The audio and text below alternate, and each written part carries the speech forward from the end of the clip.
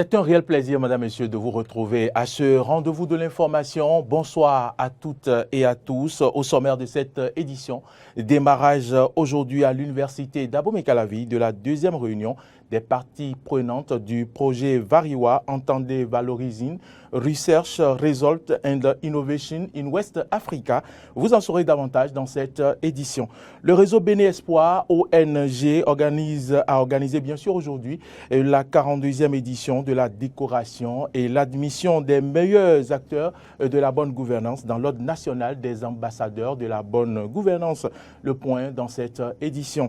La France a organisé également un sommet informel des dirigeants européens dans le cadre très prestigieux du château de Versailles près de Paris qui bien sûr a démarré il y a quelques heures. Voilà pour le sommaire, le développement dans un court instant.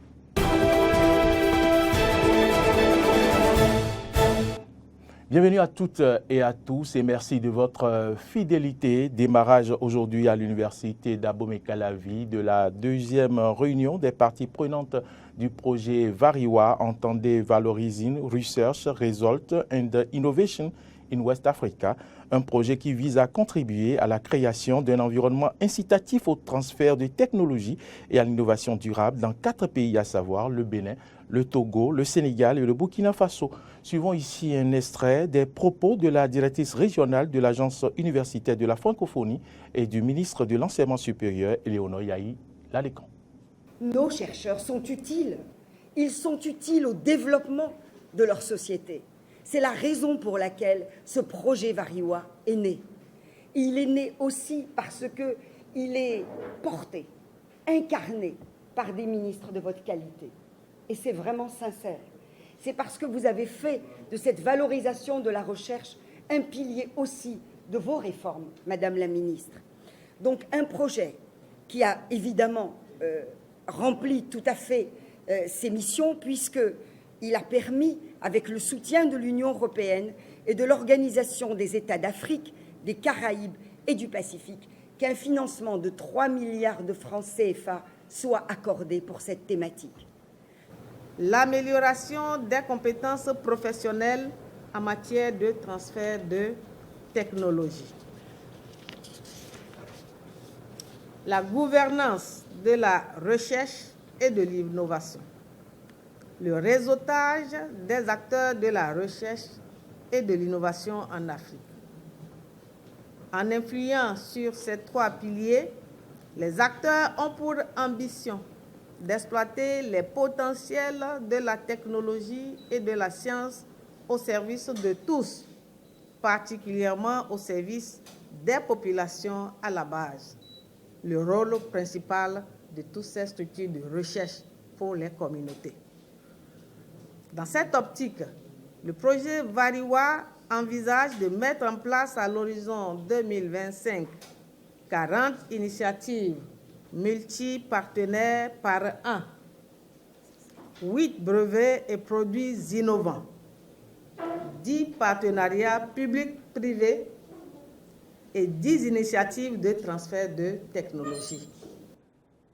Parlons à présent décoration. Le réseau Bénin Espoir ONG a organisé aujourd'hui la 42e édition de la décoration et l'admission des meilleurs acteurs de la bonne gouvernance dans l'ordre national des ambassadeurs de la bonne gouvernance, des parlementaires, des ministres, des directeurs généraux et des femmes leaders ont été décorés. Faisons le point avec Clémence Tonoucoin. Au nombre de ces nouveaux ambassadeurs de la bonne gouvernance figure l'ancienne vice-présidente de la Commission électorale nationale autonome Sénat, Geneviève Bokonadjo, a été décorée pour sa rigueur dans le travail. J'ai subi personnellement les affres de sa rigueur pendant qu'elle est vice-présidente de la Sénat. Elle ne sait pas. Et c'est à cause surtout de sa rigueur que j'ai demandé à mon collège des officiants que nous allons la mettre dedans. Parce que cette rigueur permet, comme la vice-présidente l'a dit tout à l'heure ici, d'éviter beaucoup de conflits, puisque quelqu'un qui est quand même assez impliqué à ce niveau dans la gestion des élections, une toute petite erreur peut faire foutre tout le pays en l'air. Derrière cette rigueur de la lauréate se cachent bien d'autres qualités dont parle sa marraine Claudine Afiavi-Prudencio, présidente de l'Institut national de la femme. Ma joie est encore plus grande parce que de ma position de présidente de l'Institut national de la femme, l'une de mes grandes priorités, c'est d'œuvrer pour que les occasions de reconnaissance des mérites des femmes se multiplient. Cette démarche est fortement pédagogique car elle permet d'orienter les jeunes filles et les jeunes dames vers des modèles, vers des femmes d'expérience, des femmes d'exception dont le parcours force l'admiration et édifie. Madame Geneviève Boko-Nadjo, elle est une femme de classe exceptionnelle. Dans le monde associatif, j'ai eu le bonheur de la voir faire des exploits. Son engagement pour la justice, l'égalité et le bien-être de la femme a permis de faire bouger beaucoup de lignes dans le combat que nous menons depuis de nombreuses années contre toutes les formes de discrimination et de violence dont sont victimes les femmes et les filles. L'ancienne vice-présidente de la Sénat dédie cette distinction à toutes les femmes qui travaillent dans l'anonymat pour le développement du Bénin. Geneviève Boko-Nadjo. Cette décoration, mesdames et messieurs, intervient dans l'octave de la Journée internationale des droits de la femme. C'est donc pour moi une très belle occasion pour dédier cette reconnaissance à toutes ces femmes qui, dans l'anonymat, œuvrent de jour comme de nuit à entretenir la vie autour d'elles.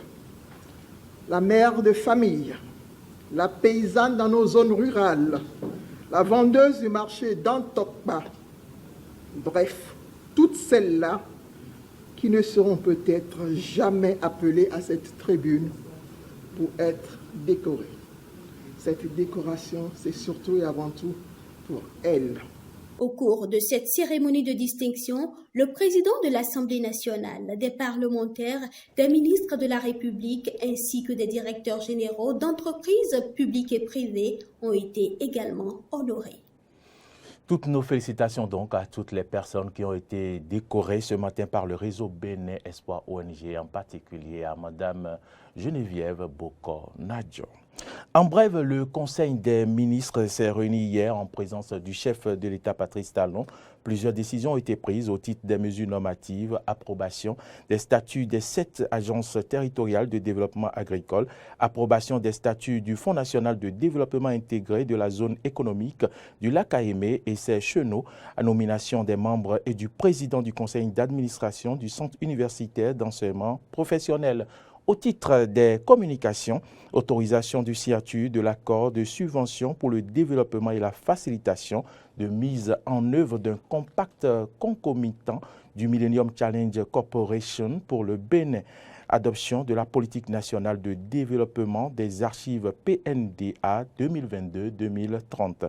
Par ailleurs, le Conseil des ministres a autorisé la participation du Bénin à la 66e session de la Commission des Nations Unies sur la coalition de la femme à New York aux États-Unis d'Amérique du 14 au 25 mars 2022 et l'organisation à Cotonou du 11 avril au 12 mai 2022 de la 8e édition du festival Effet Graphe.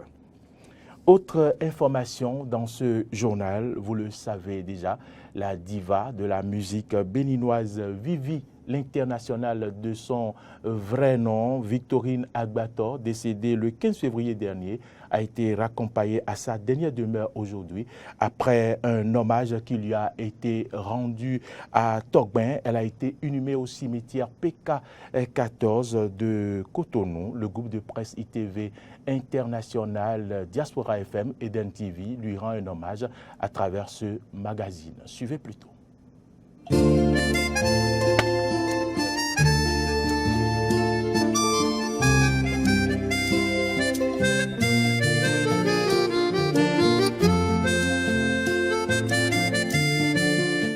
Swingeto, Wawele Penekamu, Eno Wajo, Peso Agore,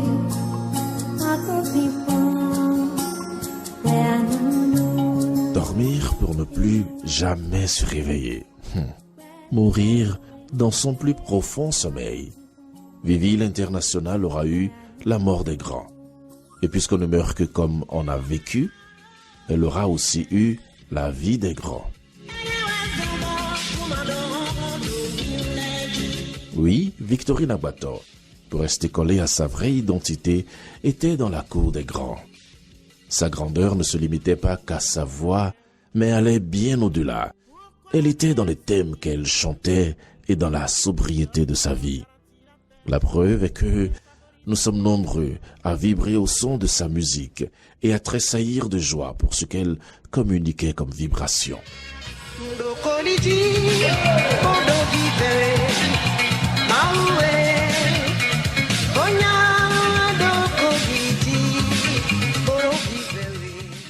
Nous sommes aujourd'hui nombreux à pleurer Vivi l'International. Même dans toute l'Afrique, elle rayonnait. Dans le monde entier, son charisme était chanté et loué. Les hommages sont là pour en témoigner. En ce moment où nous regrettons notre maman, notre mémé et notre trésor, Vivi l'International, il est important de garder en souvenir le plus grand héritage qu'elle nous aura laissé. Il se résume en 4 petites lettres. P-A-I-X. La paix. Peace. La paix. Je ne veux pas couler des larmes. Je veux vous voir en paix. Paix. Paix. Les Anglais disent give whose hand for peace. Peace. Peace. Je veux la paix.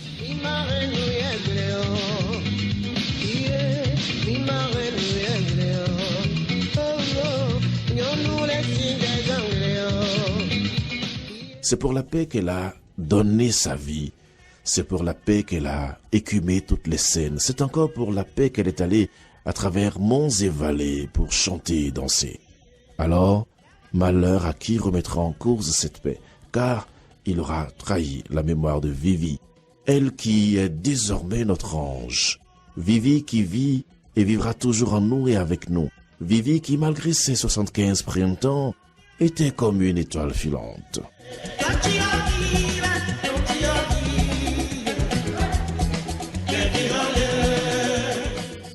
Et maintenant que Vivi est morte, chacun de nous devra, en son fort intérieur, avoir une pensée, ne serait-ce qu'une infime pensée à sa mémoire, et couvrir sa tombe de toutes les plus belles fleurs de ce bas monde. Vivi qui, il y a quelques jours seulement, dans un ultime roulement de tambour, et comme une prémonition, nous tournait déjà le dos. Et puisque l'artiste ne meurt jamais, laissons à présent Vivi vivre en nous et reposer en paix aujourd'hui et pour l'éternité. Salut l'artiste. Salut l'artiste et que l'âme de Vivi l'International, Mama Vivi, repose en paix. Hors du Bénin, à présent en Guinée, c'est la fin de l'état de grâce pour la junte au pouvoir. C'est quand 8 partis politiques, dont l'UFDG de Cellou Dalein Diallo et l'UFR de Sidia Touré, ont signé une déclaration dans laquelle ils dénoncent des dysfonctionnements qui, selon eux, entravent la conduite réussie de la transition. Ils estiment que la junte tarde à accomplir les actions nécessaires pour un retour à un ordre constitutionnel. Dans cette déclaration, les partis politiques adressent plusieurs reproches à la junte. Première critique, le manque d'inclusion et de dialogue, les violations répétées de la charte de la transition, en cause notamment la volonté du CNRD de conférer au Parlement de la transition le pouvoir de choisir la durée de la transition. Pour les signataires de cette déclaration, ce débat doit se faire entre les forces vives de la nation et le CNRD. Comme le stipule la charte, ces partis politiques exigent la publication de la liste complète des membres du CNRD pour savoir qui est aux commandes de l'État. Ils critiquent la campagne de récupération des domaines de l'État qui, selon eux, est conduite de manière discriminatoire, violente et en dehors de toute règle et procédure. Ils réclament la création d'une juridiction indépendante pour traiter les crimes de sang. une allusion au fait qu'aucune information judiciaire n'a été ouverte en marge du coup d'État, et ce, alors que selon plusieurs sources, des dizaines de personnes ont perdu la vie. Le RPG, l'ancien parti au pouvoir, ne s'est pas joint à ces partis. Il explique qu'il n'a pas été associé à cette démarche et qu'il ne compte pas y participer. Le parti de l'ex-président Alpha Condé reconnaît des points de convergence concernant les critiques adressées au CNRD sur l'importance du dialogue et sur le chronogramme. Comme je l'annonçais en titre, nous parlerons de la France qui a organisé un sommet informel des dirigeants européens dans le cadre très prestigieux du château de Versailles près de Paris qui a démarré il y a quelques heures. Un sommet consacré bien entendu à l'Ukraine avec deux questions centrales, la réduction de la dépendance bien sûr au gaz et au pétrole russe et le renforcement des liens avec l'Ukraine. La guerre en Ukraine aura douloureusement mis le doigt sur la grande faiblesse énergétique de l'Europe. Dépendance à 45% du gaz russe, à 25% du pétrole russe. Les pays de l'Union européenne sont incapables, comme l'ont fait les États-Unis, d'annoncer un embargo sur les hydrocarbures vendus par Moscou. Pour y remédier, les 27 vont donc accélérer pour réduire cette dépendance dans les années à venir. Mais à quelle échéance et surtout par quels moyens? Ils devront s'accorder sur trois choses: accroître les importations de gaz naturel liquéfié, activer tous les leviers pour faire des économies d'énergie et accélérer la décarbonation des économies. La France l'annonce bien sûr d'emblée, elle compte miser sur le nucléaire et les énergies renouvelables. Madame, Messieurs, c'est avec plaisir que je vous ai présenté cette édition qui se referme ici. Les informations continuent sur nos plateformes YouTube, Twitter et Facebook et sur notre site internet www.benin-eden.tv. Merci à toutes et à tous de nous avoir suivis. Bonne suite de nos programmes et bien sûr, à demain, Inch'Allah.